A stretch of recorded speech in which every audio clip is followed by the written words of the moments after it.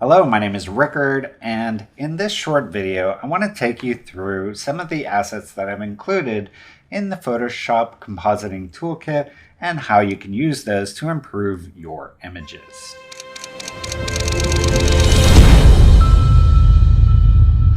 So the first one is foreground elements.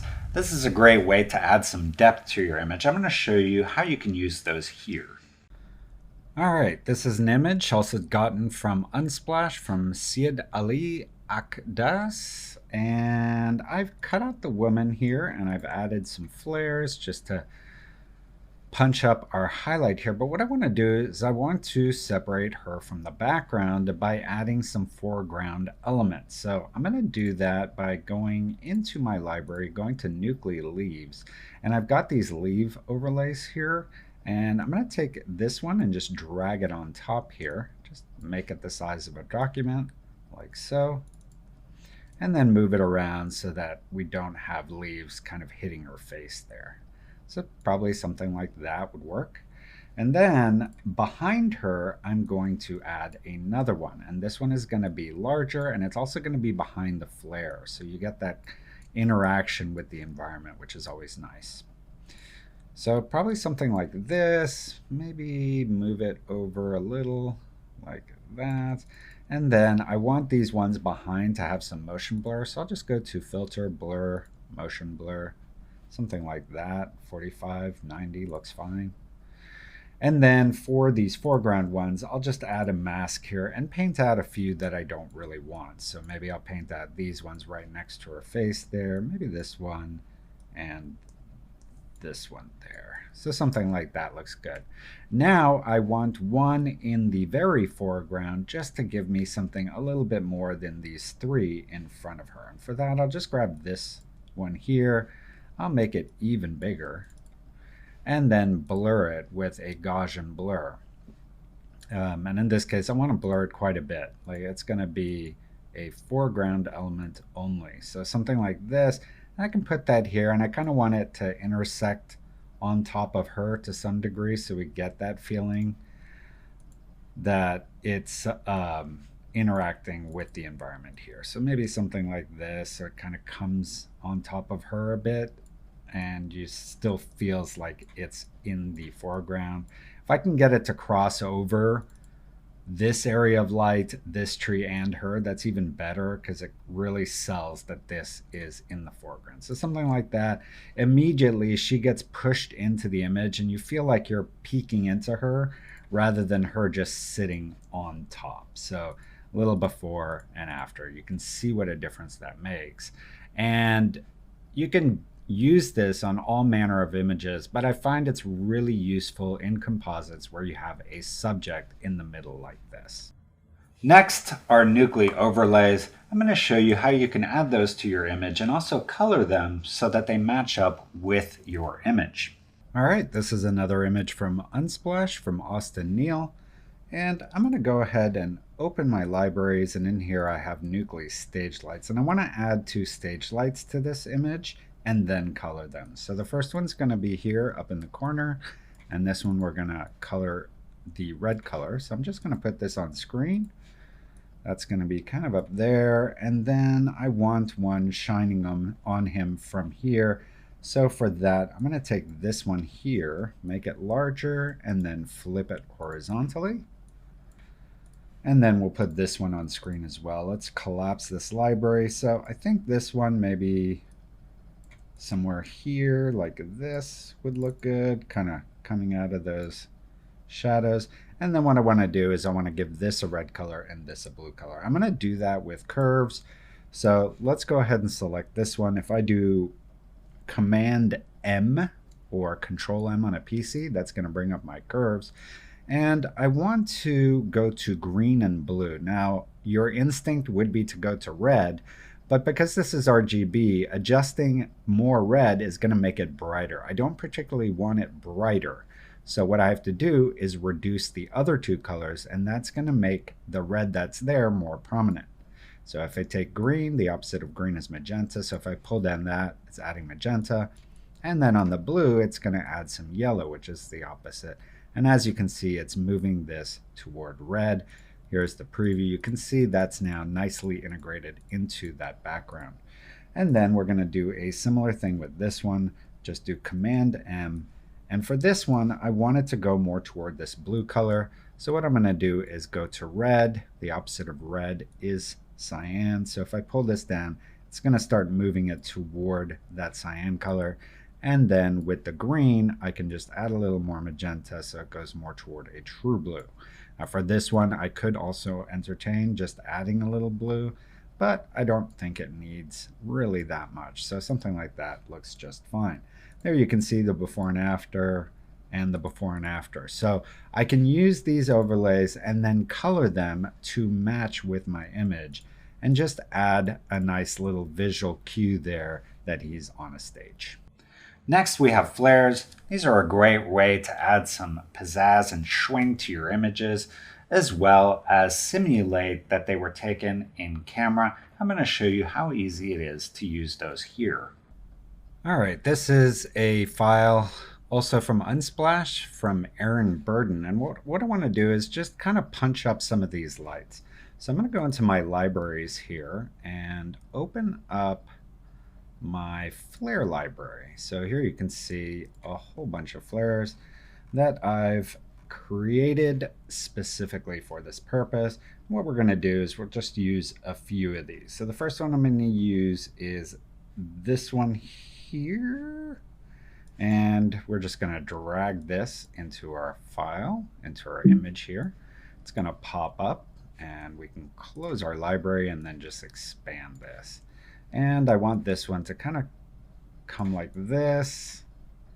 And then I'm going to put this on screen. So that's really, that's really the simplicity of adding a flare. You just drag it in and then put it on screen. Now, what we can also do, I'm going to show you a couple other tricks here. So the other one I want to grab is, let's see here, this one here. And this one I'm just going to use to punch up this light here. So we'll just add this right here. And I'm just using a transform, Command T, and then rotating it so that it matches the light in our image. Now, if you run into a situation where some of the edge is showing that you don't want, all you have to do is add a mask. Go onto your brushes, just select a general soft brush like this. Make sure your color is black, and then on the mask you can just paint out the portion that you don't want. Okay, so that's that. Let's add one more here. I want to add this one, and I want this one to kind of punch up this little light here. So something like this. And I kind of like these refraction rays there. I think they add something to the image there. And then finally, I want this punched up even more. So I'm going to grab one more of these flares here. Maybe this one here. It's got a nice little punchy kick to it. We're just going to make that bigger with our free transform and then change the blending mode to screen. Just line up the centers of the flare there like so. And there you have it. That's the before and after. And you can just see, and obviously this is more flares than you would usually add to one image. But you can see here that by adding flares, you're giving the image some pop and also bringing some of those foreground flare elements, blends your foreground and background together. Next, we have gradient map presets. These are great for color grading, and I'm going to show you how you can use those for color grading here. And what I'm going to do here is go to my adjustment layers, and down here you'll see gradient map.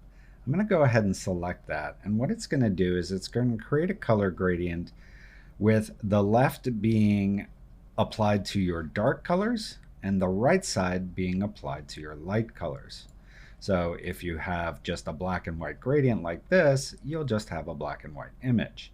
Now the power of this is you can actually create gradient maps that color grade your image. And you can see I have a bunch here. I'm just going to select this first one here and change the blending mode of my adjustment layer to soft light. And there you can see what this is doing is it's adding this color to my shadows, So you can see all my shadows now have this cyan tint, and my highlights are being colored with a little bit of this yellow color. So just with this one layer, we're giving this image a whole different look and color grade. And if we go in here into our gradient picker, you can see here as we click on these, we're getting a different color grade with each one. So really powerful stuff. And the beauty of this is also, like, I could pick this, and let's say I wanted a little bit more greens in the midtones. Well, I can add a spot here to the midtone area and just kind of push that to a more green color like this, and you're going to start to see that come into the image here. Now, not particularly a great look, but it shows you the power that this has, because you can control really the color of every part of your luminosity histogram. You can color the darks, you can color the midtones, and you can color the highlights, all with one color adjustment layer, the gradient map. Next, we have compositing brushes. Now, these are my favorite atmospheric brushes, all put into one small kit. You can download those, install them. I'm going to show you how easy it is to use those to add atmosphere to an image. All right, here we have an image of an archer. It's been taken against a black background. So I've cut him out and I've put in a forest background and also added a little bit of shadows around the feet. Now the problem here is that there's not a lot of separation between him and the background. And so when this image gets a little smaller, he kind of starts to melt into the background. And the easiest way to fix this is to just add some atmosphere. Now we could do the simple thing of just adding a layer here. We can call this atmosphere, go on to our gradient tool, select the radial gradient, make sure we're going from foreground to transparent, and then just selecting this kind of misty color here, making a gradient like this and putting it on screen. Now voila, all of a sudden we have some atmosphere in our image, and then we can add a second one up here, maybe select this kind of color just to imply there's some light coming in here, put that on screen, and there you go. We've now separated him pretty well from the background with just two gradients. But I'm going to show you how to do this with a brush and get a much more realistic effect.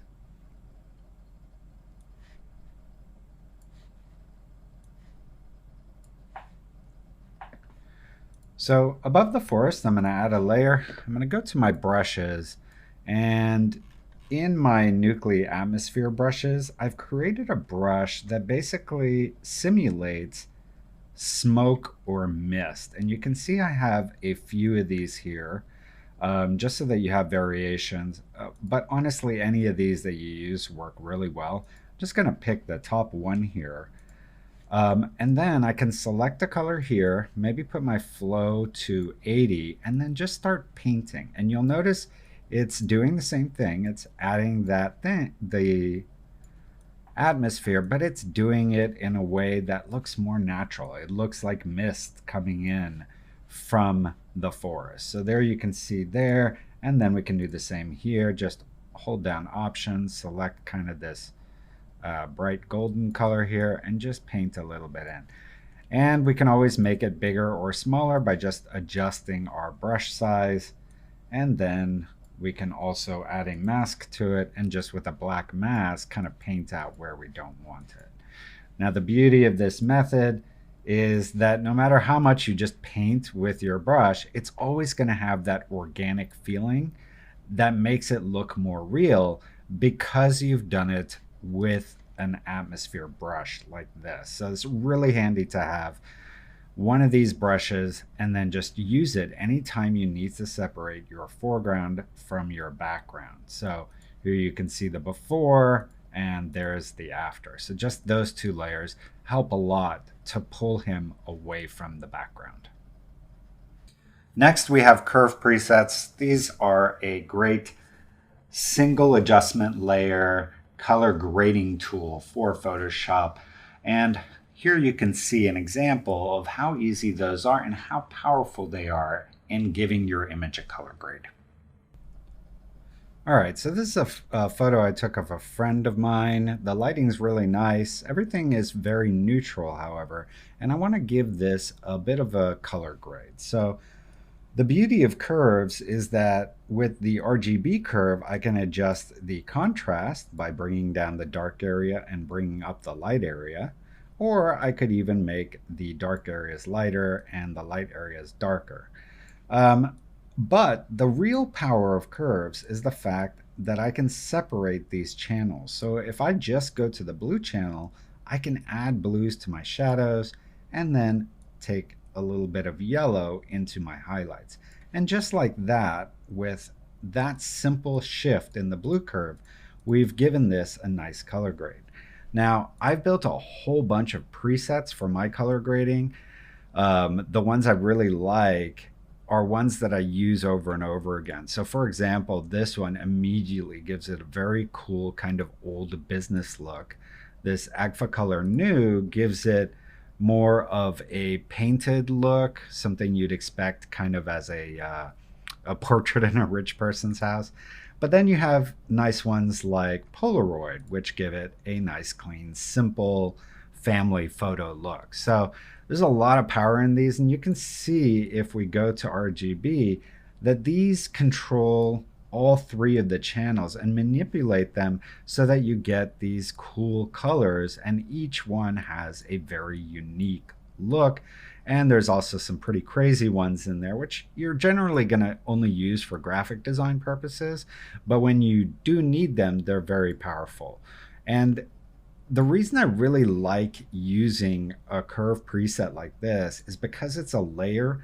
I can always take the opacity down on it, or even just make it affect color only if I don't want it to affect the luminosity. So there's a lot of power in having your curve as your color grade sit on top of the image, on top of all your other layers. And there's a lot of power in building up a library of presets. So as you get a color look that you really like, just go ahead and save the curve preset, and then you'll be able to have it in this drop down anytime you want to reuse that color grade.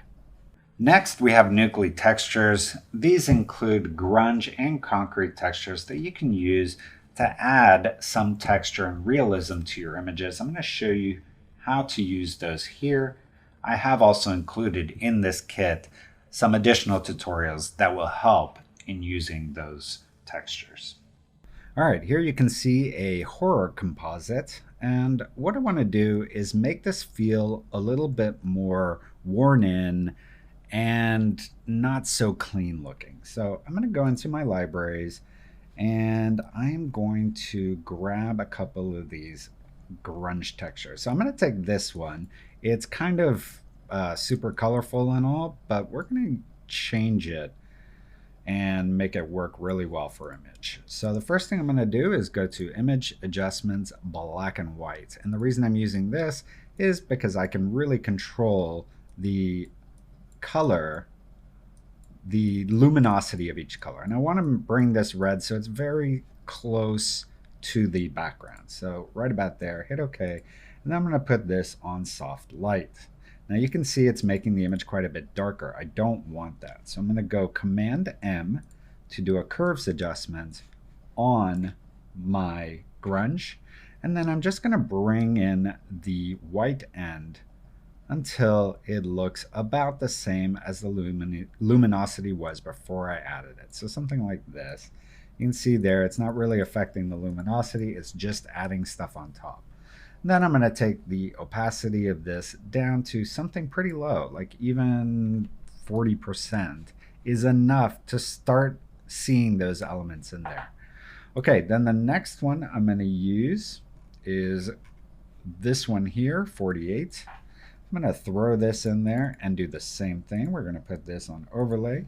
As you can see, it's making it all much too dark. So I'm going to do Command M. And on this one, even if I bring this in, you're going to see it's just too high contrast. So I'm going to bring it in a little bit, but then I'm just going to bring up the bottom toward the 50% mark. The 50% mark is where it's not adding any darkness to the image. It's only going to be adding lightness. Conversely, I could make it so that it adds no lightness and only adds darkness. So you have a lot of control working with your curve and your grunge layer. So in this case, what I want to do is bring up the bottom, but also make it a little more contrasty. So something like this is going to give me that grunge that I want in there. All right, then lastly, I'm going to use a concrete texture as a grunge texture. So if I go to my Nuclei concrete, here I want to grab this one here. It's got some nice cracks. I'm just going to put that right there and put this on overlay. And for this one, I'm going to do Command M and just make it a little bit darker, something like this. I really like that nice crack there. So you get these kind of natural mistakes that happen with the grunge interacting with the background. This is not something I would have done originally, but because it happened, it actually looks really nice. Next, I can put all these in a folder with Command G, add a mask to the folder, and then maybe just paint out where I don't want the grunge to be so strong. So maybe in his face and his neck, maybe a little bit in his arms, something like this. And even here, I do want a little bit of the texture showing through. So I can go onto the properties of my mask and just turn down the density. And it's going to show through some of that original grunge right on the image. So there you can see that's the before, that's the after. You can see it just gives it so much more character and life with a few grunge layers. Next, I've included 3 actions that I use very often when I'm doing my own compositing projects. The first one simply adds a sharpen layer to the top of your layer stack that you can adjust the opacity of, and that'll sharpen or unsharpen your image. The next one does the same thing, but for clarity. And then finally, I have a lightsaber glow action. I'm going to show you how to use that one here. All right, so here we have an image. I got this from Unsplash. It's kind of a samurai looking guy with a sword. And what I want to do is I want to turn this sword into a lightsaber. So the way I'm going to do that is first just do a path that kind of follows along the sword blade. So something like this.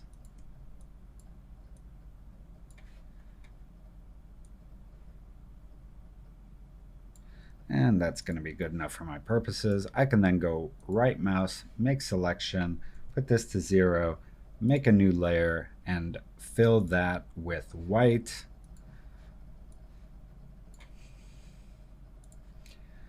And then I'm going to do Command D to deselect, and we can call this glow, although the name of this doesn't matter. Now, generally, if I were doing this without an action, what I would do is I would copy this about 20 times and give each one a different amount of glow and then colorize that glow. So it's about a 15-step process. The whole thing would probably take me about 5 minutes to show you. But the beauty of actions is I have an action now called lightsaber glow. And what I've done is I've taken those 15 steps that I do and I've recorded all of them in a way that I can use them whenever I want. All I need is a layer that has white and transparency. Select that layer and hit play. And it's going to run through all the actions, and then it's going to give me this message. If I continue, I can now change the color of the blade. So maybe I want this kind of a turquoisey green color, maybe a little more towards cyan, so something like this.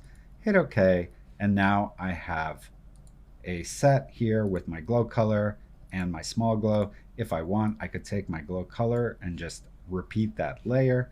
And then maybe just to finish it off, I could go to my brush tool, select one of my atmosphere brushes like this one here, and then select this color, and then just maybe with the flow set pretty low, just add a little bit of kind of mist there. I think even that's too much. So maybe even less, maybe 7, a little bit bigger, and just enough so you get the feeling there that it's not hand painted. So there you go, just that little touch there, and you can see there how just a tiny bit of atmosphere makes the whole thing feel much more real. But that is the power of actions. With one click, you can achieve all these other steps.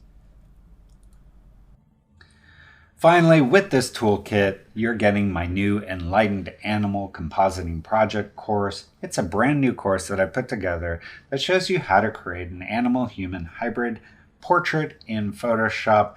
In the course of it, you'll also see how to use some of the tools that are included with this toolkit and hopefully get a better understanding of compositing in Photoshop. So there you have it. I really hope you enjoy this toolkit and can't wait to see what you're going to put together with it.